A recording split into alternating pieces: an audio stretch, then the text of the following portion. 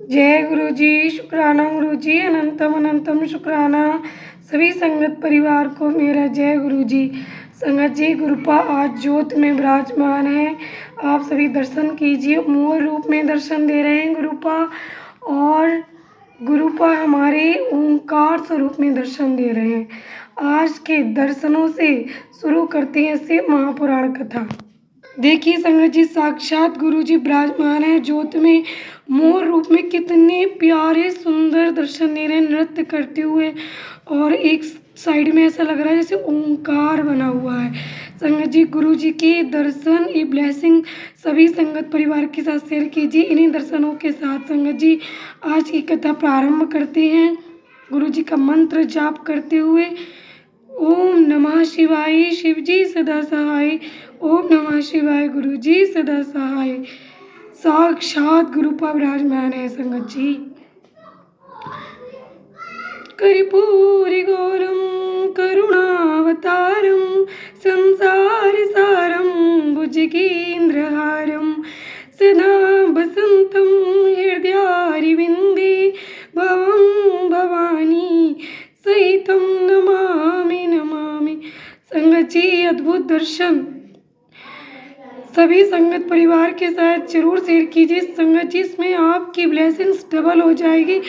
आप इस चमत्कार को साक्षात देख पा रहे हैं कि किस प्रकार ये ज्योत कलर बदल रही है, किस प्रकार इस ज्योत में एक नीली रोशनी हो रही है, एक बैगनी रोशनी हो रही है। ये रोशनी है संगत जी, कोई आम बात नहीं है।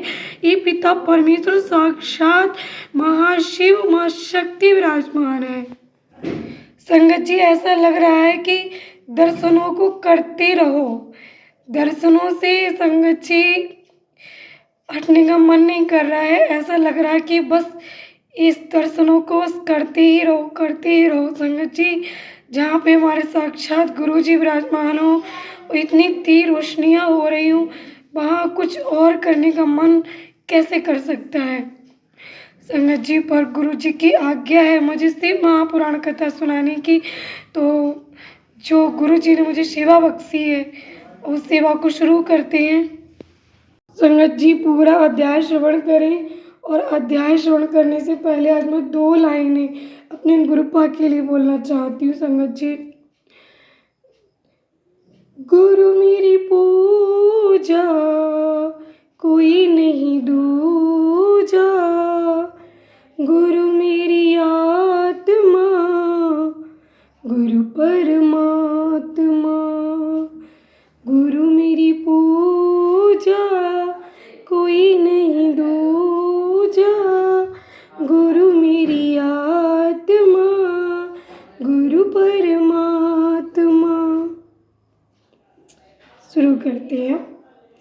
योग के अनेक भेद, उसके 8 और 6 अंगों का विवेचन, यम नियम आसन प्राणायाम 10 विध प्राणों को जीतने की महिमा, प्रत्याहार धारणा ध्यान और समाधि का निरूपण। श्री कृष्ण ने कहा, भगवान आपने ज्ञान क्रिया और चर्या का संक्षिप्त सार उद्धृत करके मुझे सुनाया है। ये सरस्वती के समान आदरणीय है और इसे मैंने ध्यान पूर्वक सुना है।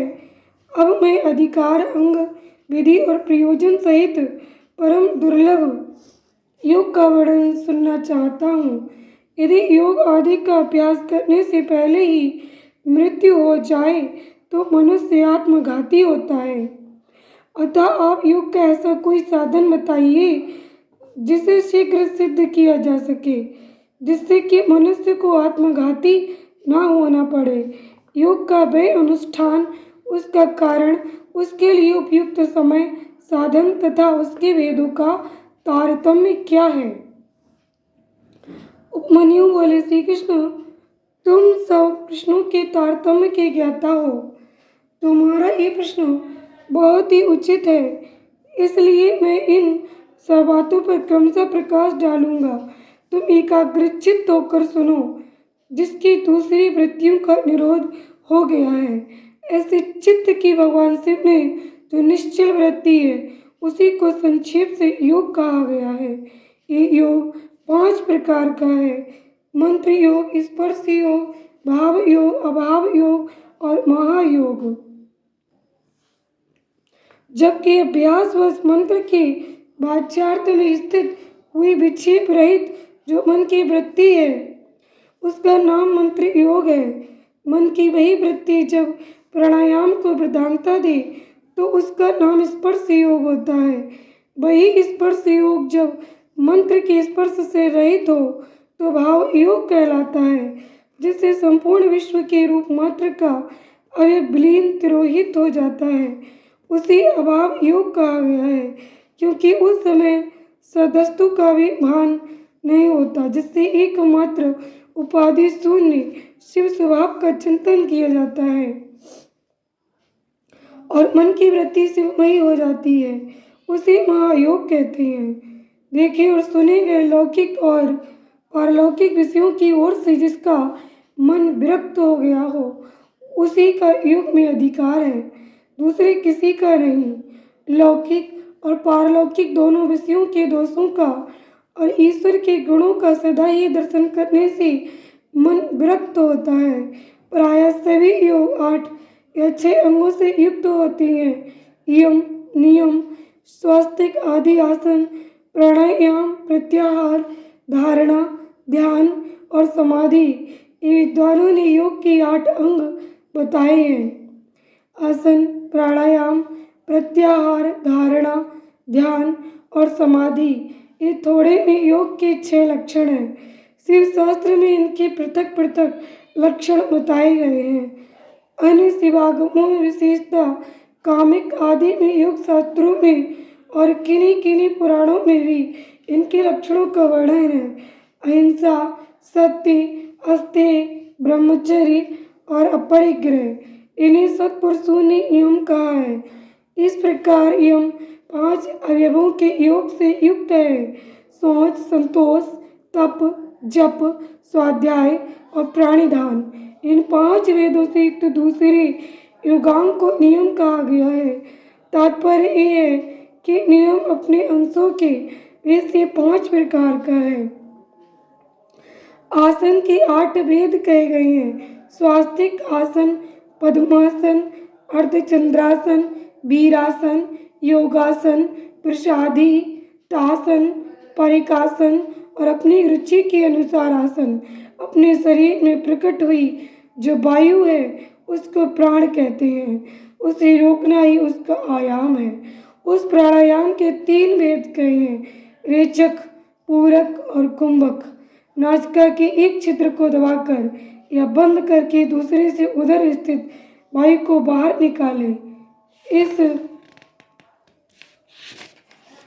क्रिया को रेचक कहा गया है।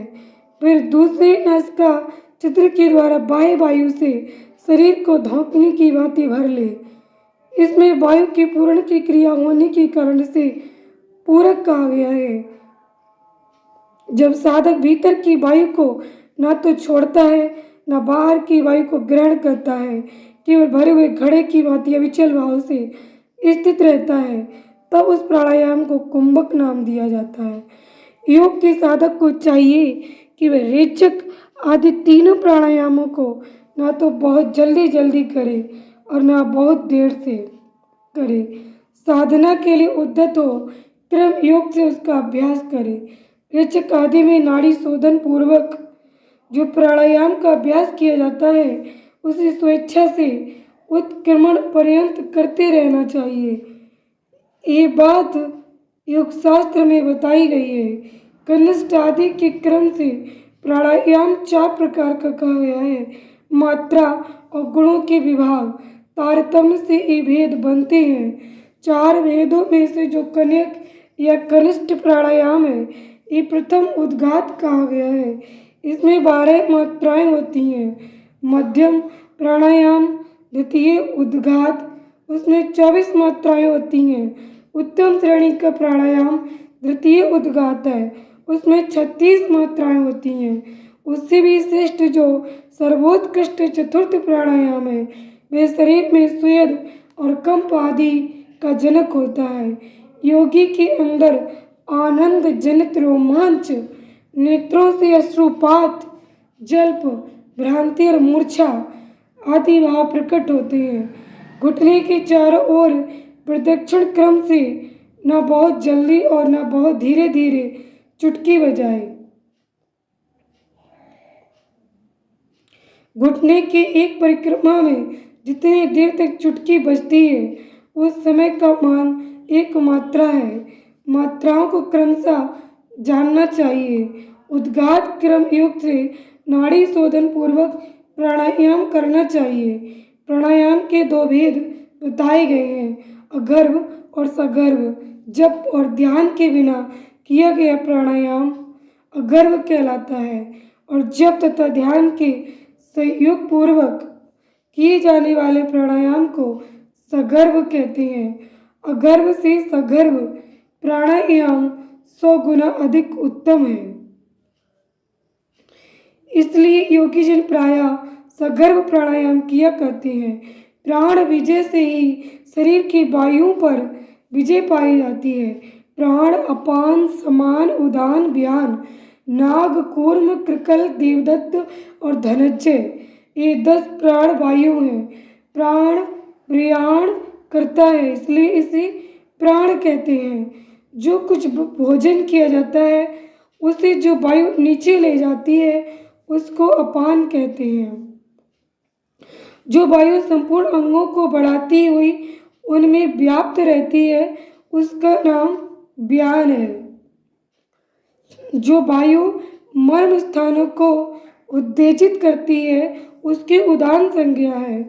जो वायु सब अंगों को संभाव से ले चलती है वे अपने उस समय एवं रूप कर्म से समान कहलाती है। मुख से कुछ उगलने के कारण भूत वायु को नाग कहा गया है। आंख खोलने के व्यापार में कूर्म नामक वायु की स्थिति है। छींक में कृकल और जम्भाई में देवदत्त नामक वायु की स्थिति है। धनंजय नामक वायु संपूर्ण शरीर में व्याप्त रहती है। वे मृतक शरीर को भी नहीं छोड़ती। क्रम से अभ्यास में लाया हुआ ये प्राणायाम जब उचित प्रमाण या मात्रा से युक्त हो जाता है तब वह कर्ता के सारे दोषों को दग्ध कर देता है और उसके शरीर की रक्षा करता है। प्राण पर विजय प्राप्त हो जाए तो उससे प्रकट होने वाले चिन्हों को अच्छी तरह देखें। पहली बात ये होती है कि विष्ठा, मूत्र और कफ की मात्रा घटने लगती है। अधिक भोजन करने की शक्ति हो जाती है और विलंब से सांस चलती है। शरीर में हल्कापन आता है। शीघ्र चलने की शक्ति प्रकट होती है। हृदय में उत्साह बढ़ता है। स्वर में मिठास आती है। समस्त रोगों का नाश हो जाता है। बल, तेज और सौंदर्य की वृद्धि होती है। धृति, मेधा, युवापन, स्थिरता और प्रसन्नता आती है। तब प्रायश्चित, यज्ञ, दान और व्रत आदि जितने भी साधन हैं ये प्राणायाम की 16वीं कला के भी बराबर नहीं है।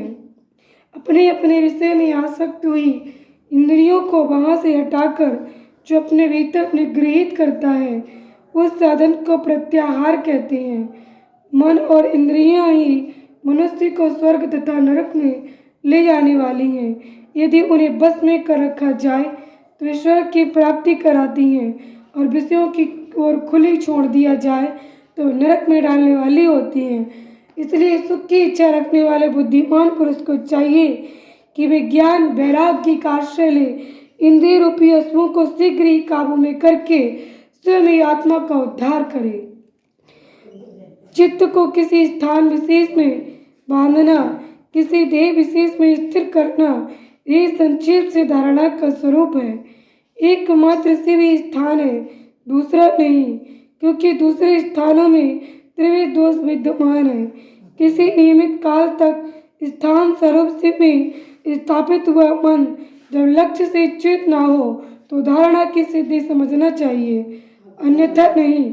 मन पहले धारणा से स्थिर होता है, इसलिए धारणा के अभ्यास से मन को धीर बनाए। अब ध्यान की व्याख्या करते हैं।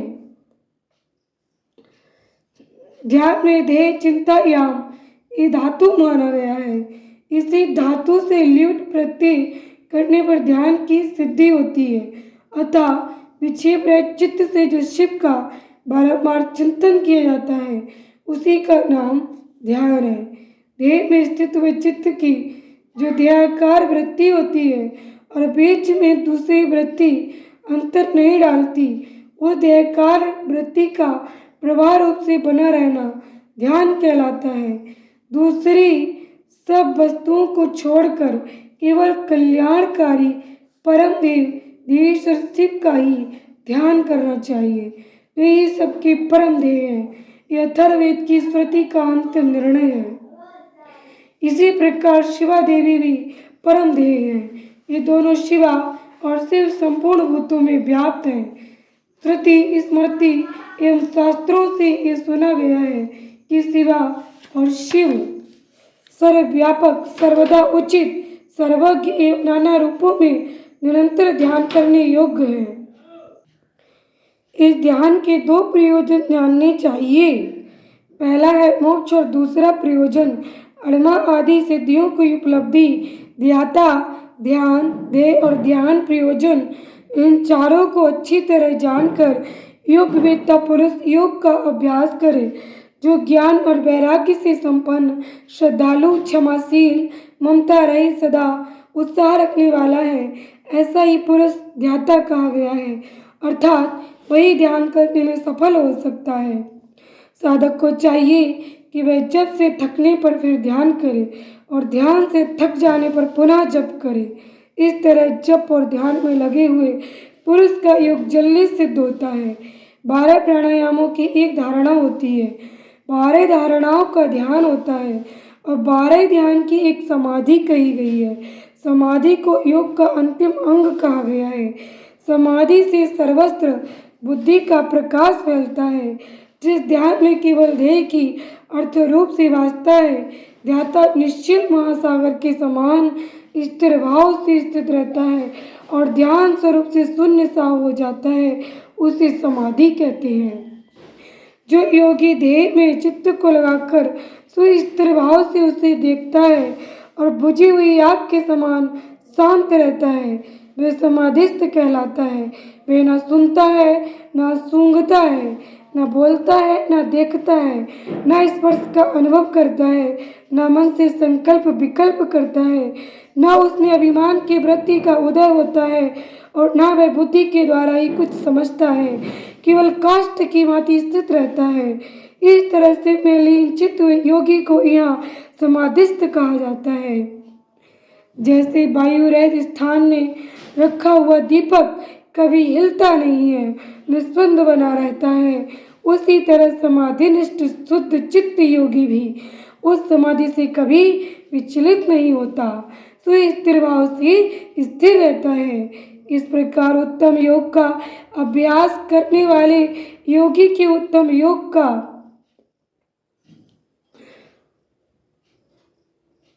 इस प्रकार उत्तम योग का अभ्यास करने वाले योगी के सारे अंतराय शीघ्र नष्ट हो जाते हैं और संपूर्ण विघ्न भी धीरे धीरे दूर हो जाते हैं। जय गुरु जी, शुक्राना गुरु जी, अनंतम अनंतम शुक्राना संगत जी। आज का अध्याय इतनी ब्लेसिंग्स, इतनी डिवाइन ऊर्जा से भरा हुआ है संगत जी। आज के अध्याय का तो कहना ही क्या है संगत जी, इसकी जितनी बढ़ियाई की जाए उतनी कम है संगत जी।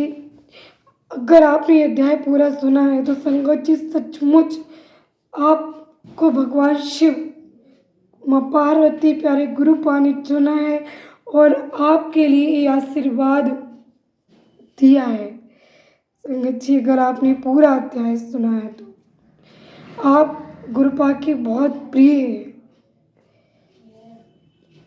संगत जी। यदि आप चैनल पर नए हैं और आपने इस अध्याय को श्रवण किया है, आप किसी महापुराण में रुचि है तो इस चैनल को सब्सक्राइब कीजिए, बेल आइकन को प्रेस कीजिए और अन्य सभी संगत परिवार तक इस आशीर्वाद को पहुंचाइए संगत जी।